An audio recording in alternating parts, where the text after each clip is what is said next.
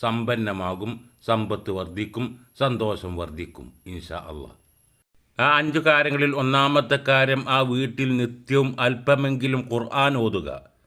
ഒരു 5 പേജോ 10 പേജോ അതിൻ്റെ താഴെയോ അല്ലെങ്കിൽ അതിൻ്റെ മുകളിലോ ആയി നിത്യവും ഖുർആൻ ഓതുക. രണ്ടാമത്തെ കാര്യം ഇസ്തിഗ്ഫാർ, അള്ളാഹുവിനോട് പൊറുക്കൽ തേടുക. അതിൻ്റെ വചനങ്ങൾ ഒരുപാടുണ്ട്, ധാരാളമുണ്ട്.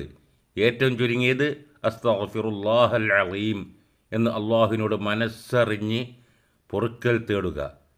രാത്രിയും പകലും ചുരുങ്ങിയത് 100 വട്ടമെങ്കിലും ചെല്ലലാണ് നല്ലത്. നൂഹ് നബി അലൈഹിസ്സലാം ജനതയോട് പറയുന്ന കാര്യം ഖുർആനിൽ പറയുന്നുണ്ട്.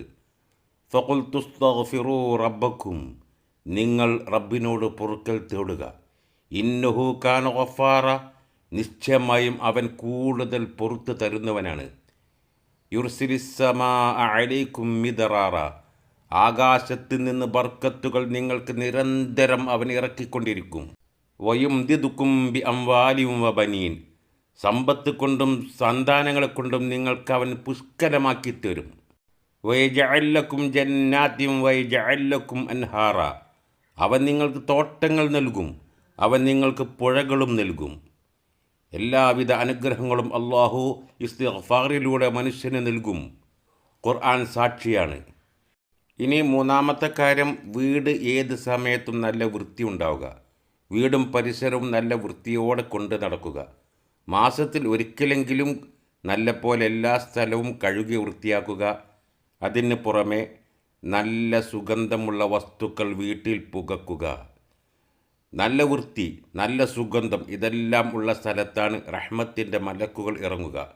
ദുർഗന്ധമുള്ള വൃത്തിയില്ലാത്ത ഒരു വീട്ടിലേക്കും റഹ്മത്തിൻ്റെ മലക്കുകൾ പ്രവേശിക്കുകയില്ല. ഇനി നാലാമത്തെ കാര്യം, ഉപ്പ്.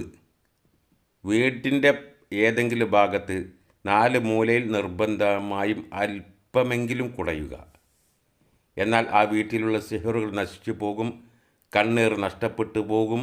അതുപോലെ ആ വീട്ടിൽ താമസിക്കുന്ന ഉപദ്രവകാരികളായ ജിന്നുകൾ നശിച്ചു പോകും, ആ വീട് വിട്ടുപോകും, ശൈത്വാന്മാരും വിട്ടുപോകും. ഇതെല്ലാം വിട്ടുപോകുമ്പോഴാണ് നമ്മെ സഹായിക്കാൻ കഴിയുന്ന ജിന്നുകൾക്ക് ഇറങ്ങി വരാൻ സാധിക്കുക. അതുപോലെ ഹാദിമുകൾക്കും ഇറങ്ങി വരാൻ സാധിക്കുക. ഇനി 5ാമത്തെ കാര്യം, ആ വീട്ടിൽ നിസ്കാരം ഉണ്ടായിരിക്കുക. നിസ്കാരമില്ലാത്ത വീട്ടിൽ ഒരിക്കലും ബർക്കത്തുണ്ടാവുകയില്ല, സമ്പത്തുണ്ടാവുകയില്ല, സന്തോഷമുണ്ടാവുകയില്ല. നിസ്കാരം ഉപേക്ഷിച്ചാൽ കാഫിറാകുമെന്ന് പറയുന്ന പണ്ഡിതന്മാരുണ്ട്. അങ്ങനെ ഒരു മദ്ഹബ് തന്നെയുണ്ട്. പക്ഷെ എല്ലാവരും ഒത്തൊരുമിച്ച് സമ്മതിച്ച കാര്യമാണ്, നിസ്കാരം ഉപേക്ഷിച്ചവൻ തമ്മാടിയായി മാറും. അവൻ തമ്മാടി